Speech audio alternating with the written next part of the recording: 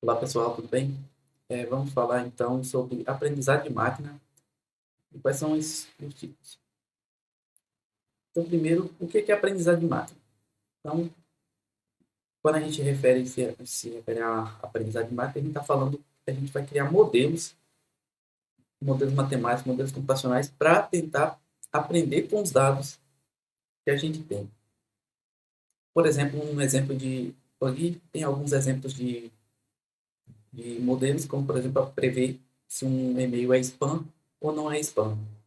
Ou, por exemplo, para prever se a transação do cartão de crédito vai ser fraudulenta ou não, ou se a aplicação são várias. A gente vai ver algumas delas, eu vou falar sobre algumas métricas. E a primeira, então, quais são os tipos então de aprendizado de máquina? A gente tem vários tipos de modelo. Os primeiros são supervisionados, são aqueles em que a gente tem o label, ou seja, que tem um rótulo no conjunto de treino. Por exemplo, eu tenho umas certas características para dizer se é spam ou não é spam. Então, eu tenho um conjunto de dados e todos os conjuntos estão rotulados. Então, se eu tenho lá, contém remédio, contém a palavra Viagra, tem um tamanho curto, erro de português, então ele é spam. É um texto longo, bem redigido, trata de vários assuntos, então esse é não spam. Então, todos os dados têm as características e o rótulo dizendo isso é spam, não é spam. É spam, não é spam. Então, esses são supervisionados. Os semi-supervisionados, existem alguns rótulos, mas a maioria dos dados não estão rotulados. Então, a gente vai ter que rotular ou aprender com esse pouco de rótulo e tentar generalizar para esses outros seus dados. O não supervisionado não tem rótulo nenhum. E a gente, então, vai ter que aprender padrões a partir desses dados sem rótulo nenhum. Então, eu só tenho as características. Por exemplo, eu falei de... Ah, tem tem palavras escritas erradas, tem anúncio de remédio, por exemplo, Viagra. Se tem essas características, são vários que têm essas características, a gente vai tentar encontrar esses padrões e tentar agrupar esses que têm padrões similares. Então, geralmente, isso é utilizado no não supervisionado. Então, o que são os dados, né? Como a gente já vem tendo na disciplina, os dados são como se fossem umas tabelas, em que eu tenho aqui, por exemplo, na tabela, na coluna A, o gênero, se é masculino, e mais embaixo tem, então, também feminino. E nas outras colunas eu tenho, por exemplo, a altura. Na coluna D e E eu tenho a altura em centímetros e o peso em quilos de uma pessoa. Então, a gente tem aqui várias informações e a gente poderia usar esses dados, por exemplo, para prever dado um peso de uma altura, se a pessoa é sexo masculino ou feminino. Ou, por exemplo, dado uma altura, será que tem uma relação com o peso? Então, se eu der uma altura, eu vou conseguir achar o peso correspondente dessa pessoa? Então, a partir desses dados, a gente pode criar modelos para prever ou fazer a predição, então, desses dados. A gente tentar aprender. Só que há um problema. Primeiro que quando a gente está criando modelos, nada mais são do que fórmulas matemáticas para tentar capturar a variância dos dados. Então, aí a gente tem alguns modelos. O primeiro ali, ele está dando underfitting, que é quando você tem um modelo que ele faz uma certa previsão, mas ele erra muito, porque ele não conseguiu capturar o comportamento que os dados são distribuídos. Então, por exemplo, eu tenho uma variável preditora no eixo X e a, a variável de saída, que seria o que eu estou tentando prever, no eixo Y. Então, a nossa reta ali, ele não está conseguindo capturar essa curva que tem nos dados. Então, se a gente colocasse isso em produção, ele ia errar muito. Já o ótimo ali, ele conseguiu fazer conseguiu captar o comportamento dos dados. Ele passa por todos os pontos. Ele erra, mas erra um pouco. Ele consegue capturar esses dados. Então, se a gente colocasse em produção esse preditor, ele seria o que erraria menos. Já o overfitting, que é o que mais acontece, é quando você usa um modelo que ele aprende muito rápido. Ele aprende tão rápido que ou aprende tanto os dados que ele aprende, inclusive, as nuances do dado. Só que, apesar de parecer bom, mas isso é muito ruim, porque quando você coloca ele em produção, ele não consegue capturar também a variância dos dados. Tem cuidado com esses problemas, principalmente quando a gente está criando modelos, para saber se deu underfitting ou overfitting.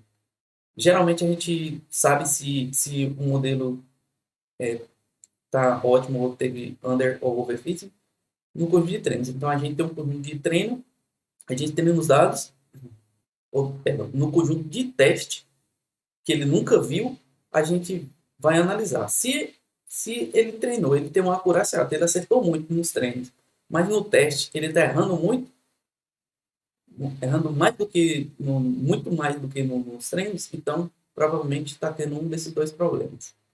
Então a gente procura um modelo mais simples, no caso do overfitting, ou procura um modelo mais completo, um pouco melhor, que tenta capturar melhor as características dos dados, para a gente tentar chegar nesse ótimo.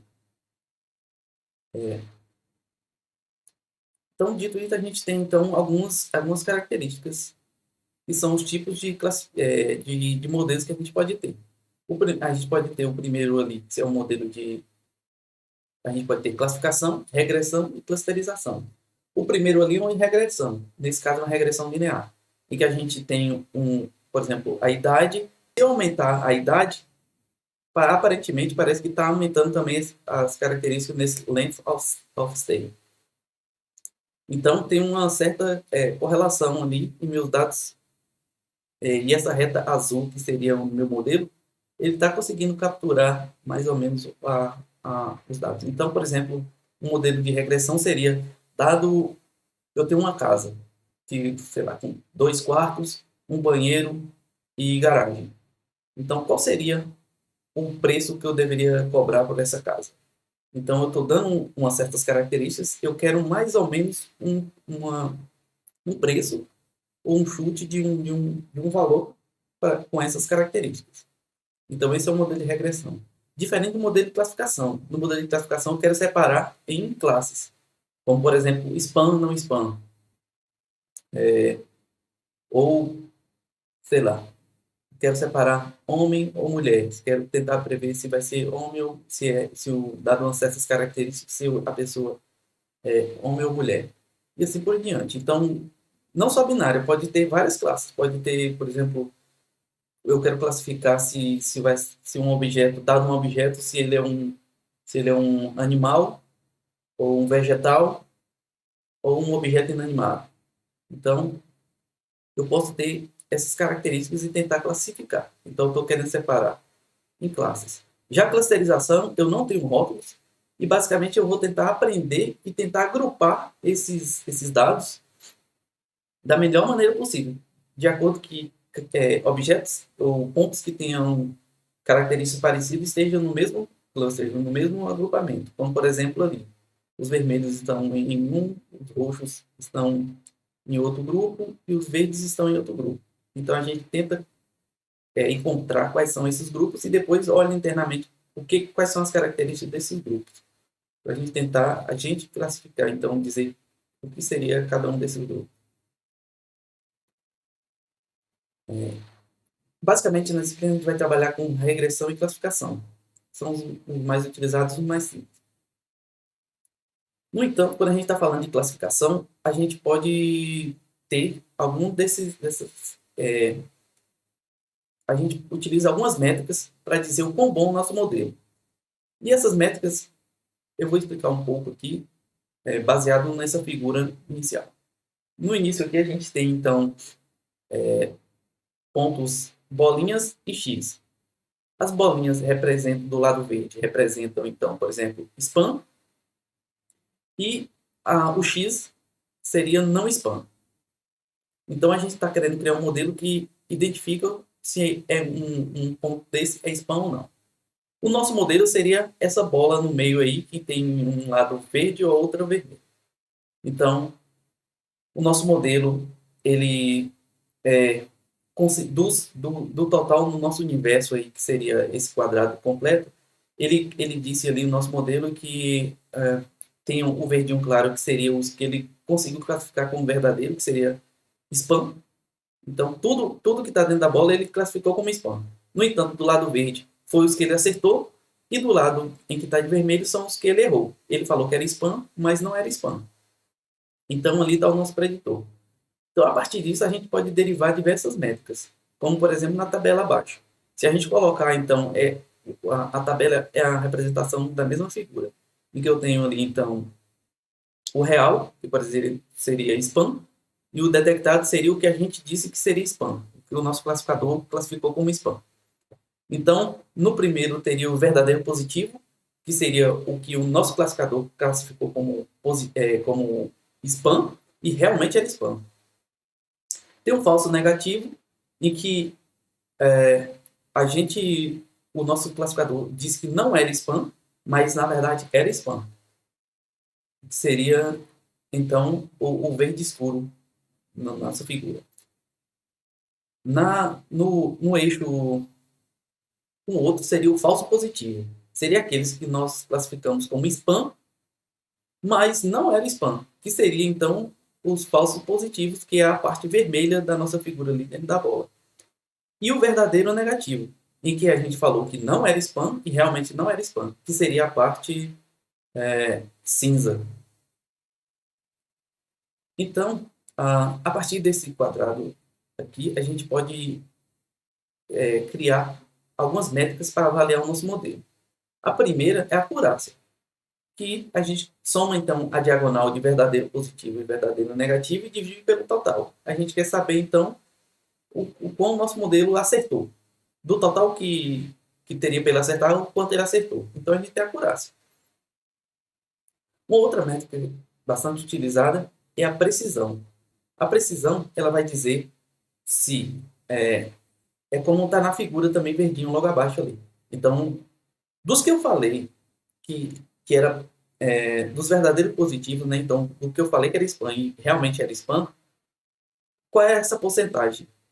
10, eu tenho 10 e-mails para classificar. Desses 10, eu classifiquei 8 como spam. E, e só. É o contrário. Eu classifiquei 10 como spam. Só que desses 10, 8 são realmente spam e 2 não são. Então, minha precisão aqui foi de 80%. Então, de 10, eu consegui acertar 8. Então, está em 80%. É a minha precisão. O quão preciso eu fui. Já a revocação é um pouco diferente da precisão. Então, daqueles que eu falei que realmente são spams, são verdadeiros, e dado um universo que eu teria que encontrar, por exemplo, se eu falei que são 10, eu acertei 8. 8 eu disse que são spams e foram realmente spams, dos 10. Só que eu tenho, na verdade, eu teria que encontrar 100, que é o total de spams que eu tenho no meu dado. É como se fosse toda aquela parte verde. Então, do total verde que tem ali, da parte verde, o quanto eu consegui acertar. Isso seria a revocação. Então, a precisão é dos que eu chutei, quantos eu acertei, e a revocação é dos que eu deveria ter encontrado, quanto eu encontrei. Então, a partir dessas duas métricas, a gente tem uma outra que chama F1 Score, que na verdade é uma média ponderada entre esses dois. Então, ela vai penalizar. Aí, o ideal seria que você encontrasse muito do total que você falasse que realmente era spam. Quase todos, ou então, sei lá, 90% seriam spams. No entanto, e tivesse uma alta revocação também. Então, você encontrasse o máximo possível desse quadradinho verde. Então, você acertasse muito, mas também encontrasse muito. Então, se você tiver essas duas características, você tem uma F1 score alta. Se não, você tem um F1 score baixo. Se alguma dessas métricas for divergente ou as duas for baixas. Já para os erros de regressão, a gente é diferente, porque lá eu tenho as classes. Eu posso contar e fazer aquela comparação. Aqui eu não tenho como dizer, spam ou não spam. Na verdade, eu estou querendo um chute, como por exemplo o preço da casa. Eu tenho o preço da casa verdadeiro, por exemplo, eu estou chutando que a casa é 10 mil e meu classificador está chutando, né, dizendo que, dado uma característica da casa, ele, ele vai dizer que a casa tem 9 mil. Então eu tenho um erro aí em torno de 1.000. O preço verdadeiro é 10 e eu chutei que era 9.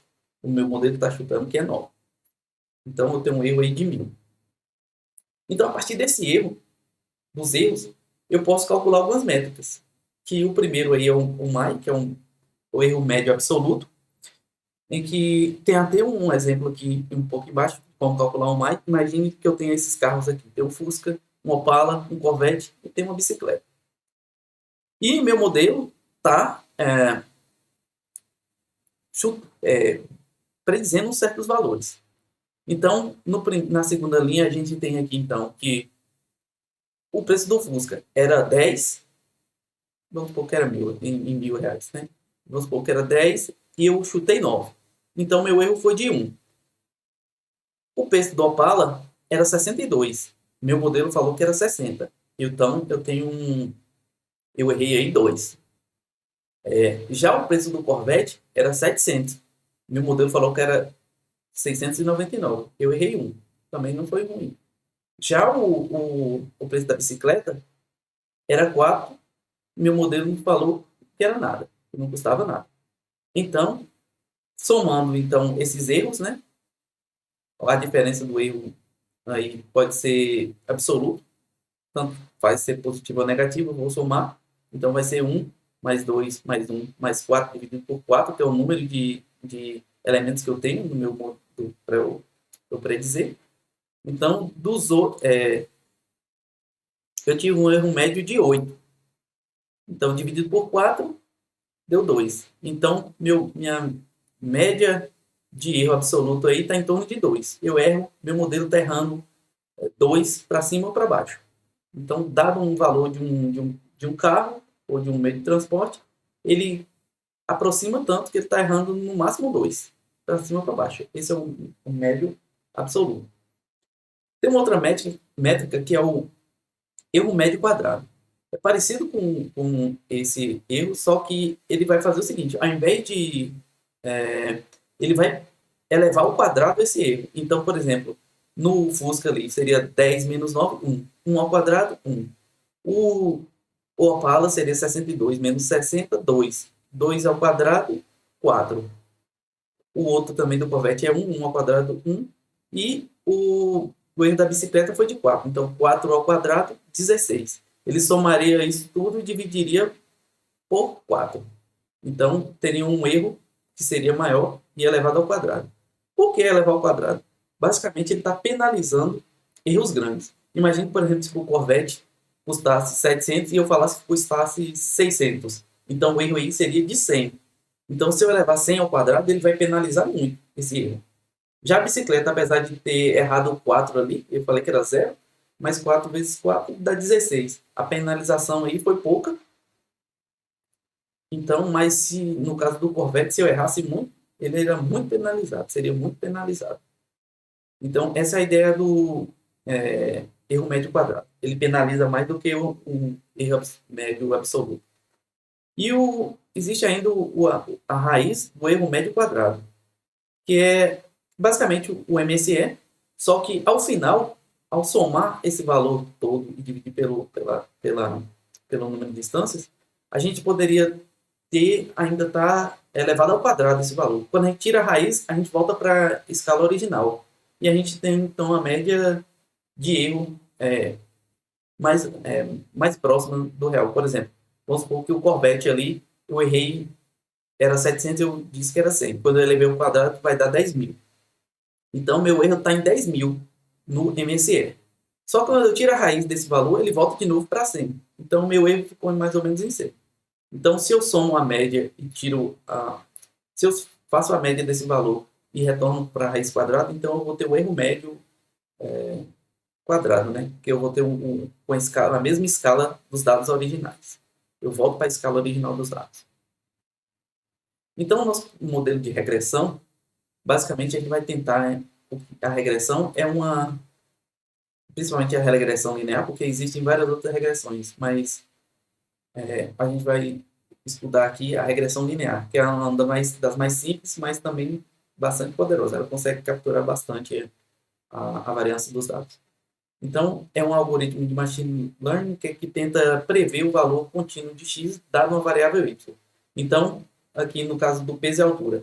Então, dado a altura de uma pessoa, quanto mais eu vou aumentando a altura, mais o peso dela vai aumentando. Então, essa linha vermelha seria o nosso modelo, que ele está tentando prever os dados. Ele tem um certo erro ali, porque ele não consegue capturar tudo, porque a gente está utilizando uma reta para tentar prever os dados. Mas ele está se comportando bem. Então, por exemplo, se eu digo que uma pessoa tem 1,80 m, aproximadamente ele vai ter 80 kg de peso. Algumas pessoas vão ter mais ou menos, mas, assim, no geral, a gente está acertando. Então, nesse caso aí, esse seria um modelo linear. Uma coisa que a gente viu naquelas retas lá é que ela tem uma certa inclinação. E essas retas podem ter inclinação. E essa inclinação nos dá o que a gente chama de correlação. Por exemplo, e essa correlação pode ser assim, positiva, sem correlação ou negativa. As correlações positivas, como está aí no exemplo da esquerda para a direita, eu posso ter a correlação total, que seria o R igual a 1, em que a minha reta passa em cima de todos os pontos dos dados.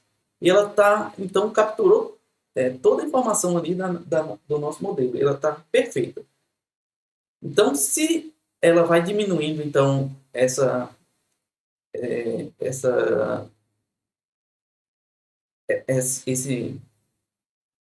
os dados vão errando um pouco mais, né? Como, por exemplo, ali no 0,8. Então, a minha reta ainda consegue capturar. Ela tem uma correlação positiva, né? Então, se eu aumento o x, o y também aumenta. Mas eu estou tendo uns errinhos ali, porque minha reta não está passando em cima de todos os pontos. E aí, quanto mais eu vou diminuindo, então, o R0,3 ainda tem uma certa correlação.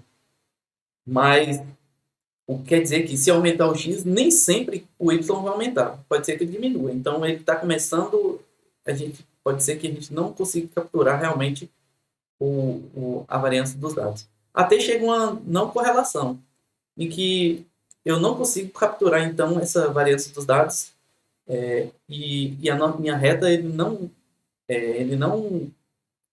consegue prever direito.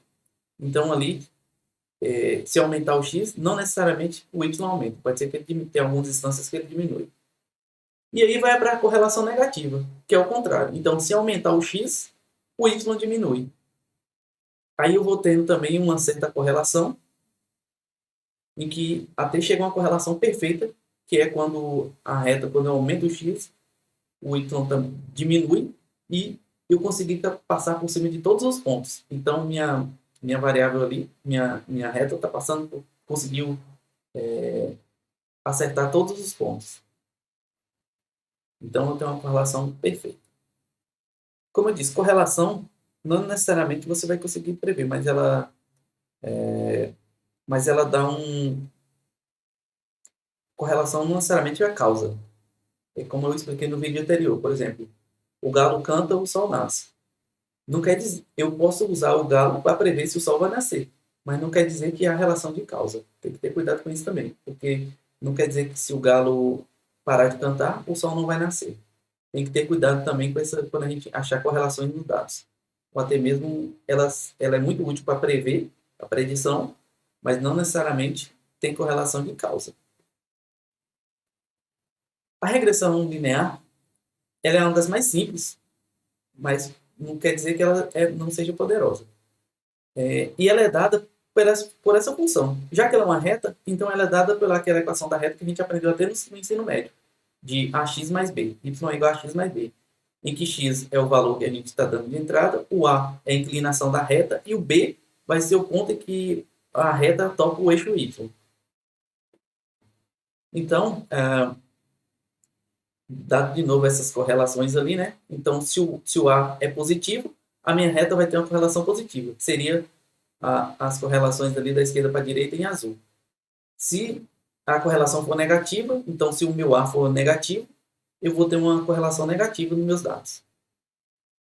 E é isso que a gente vai tentar estimar nos nossos dados, tanto o A quanto o B. Porque o X já foi dado. O X vai ser as nossas variáveis que a gente está tentando prever. As nossas features, as características, para prever o valor de Y. Então, o X e o Y são conhecidos. Ou, na verdade, a gente tem um X e quer prever o Y. E aí, um modelo, na verdade, vai ter que aprender qual é esse A e esse B. Então, como comparar então um modelo? O primeiro modelo mais simples, e que a gente vai servir de baseline para ver também se o nosso modelo está, se a nossa reta vai ser melhor ou não, né? Se a gente está construindo uma reta boa, é você estimar o primeiro modelo é a média. Vamos supor que eu dei vários dados aí, como por exemplo ali, está aumentando o X, a gente está vendo que tem uma correlação positiva, né? Se aumenta o X, também parece que está aumentando o Y. Só que eu não estou vendo os dados. Então, qual seria o meu chute? O meu chute inicial seria a média. Eu pegaria ele, então, dado qualquer valor dali do X, né? Se eu falasse, qual é o valor, se eu der um valor de X 12, qual o chute que você me dá? Eu tiraria a média. Eu falar, em média vai ser 7,5. Tá, mas o quanto eu estou errando com relação aos meus dados? Esse erro é o que mostra aquela figurinha pequena ali, da linha vermelha. Então, imagine que eu tivesse uma reta e eu estou tentando calcular o quanto eu estou errando. Então, a distância da reta para o ponto no eixo X, no eixo Y, é o meu erro. Então, agora voltamos para a figura aí em que tem os quadradinhos e azuis. Então, seria o meu erro se eu chutar a média. Então, dado que eu falei qual é a média dos meus dados, o quanto eu estou errando se eu criar uma reta que tentasse capturar ali, que todo chute todo o valor que eu desse de entrada, ele ia chutar a média. Então, quanto eu estou errando, esse erro, então, é levado ao quadrado, por isso que existem esses quadradinhos aí, né? Então, no eixo a distância da reta preta até o pontinho, eu tenho uma certa distância, e quando eu elevo o quadrado, então eu tenho esse quadradinho. E a soma desses quadrados aí vai dar o meu erro. Então, é a soma dos erros quadrados. Eu dei, nesse caso aqui, se eu chutar a média, eu tenho um erro quadrado nesses dados aqui de 41,18. Quando eu calculo a nossa reta, né, então, utilizando os dados, utilizando a equação da reta a partir dos dados, a gente consegue, então, chegar nessa equação que está aqui na equação de reta, né, que é 0,5x mais 1,5. Então, dado o valor de x, por exemplo, se eu vou dar um valor 6, ele vai multiplicar por 0,5 e somar por 1 e vai ser o valor correspondente na reta y. Tá? Então, a reta aqui, ele inclinou aquela reta anterior para tentar capturar os dados. E essa seria a minha reta, né? Quando a gente treina os dados, para tentar capturar a reta mais perfeita que consegue diminuir o máximo os erros nos nossos dados. Então, quando a gente calcula os erros quadrados dessa reta, equação de reta aí, a gente observa, por exemplo, que estão somando os quadradinhos verdes aqui, o erro é menor do que o anterior. Então, somando os erros quadrados aqui, a gente tem a soma da 13. Então, a gente tem uma segunda métrica aqui para identificar o quão boa ficou a nossa regressão, que é o R quadrado, que é o erro quadrado. O que seria isso? Então, o anterior é essa equação um pouco embaixo aí. O erro anterior estava em 41,18. Tá? Quando eu criei essa minha reta e calculei o erro quadrado dela, ele ficou o erro em 13,76. Então, pegando o erro anterior de 41,18 menos o erro de agora com a reta que ficou em 13, eu diminuí o meu erro em 27. O meu erro quadrado diminuiu em 27. Então, quando eu pego esse 27,42 e divido por 41, que foi o erro original com a média, eu tive um ganho aí de cerca de 66%. Então, esse ganho de 66% é o que a gente chama aqui do R quadrado, que é o quanto eu consegui capturar da variância dos dados, inclinando a minha reta na minha reta melhor possível. Então, quanto eu diminuí, ou de ganho, eu tive nos meus dados em relação a chutar a média. Então, com essa métrica, por exemplo, de R2, a gente também estima o quão boa ficou a nossa reta para capturar a variância dos dados. Então, essa é a intuição inicial da regressão linear. A gente vai aprofundar essas métricas e também os tipos de classificador, né? A gente começou agora com a regressão, mas depois nós vamos partir para a classificação.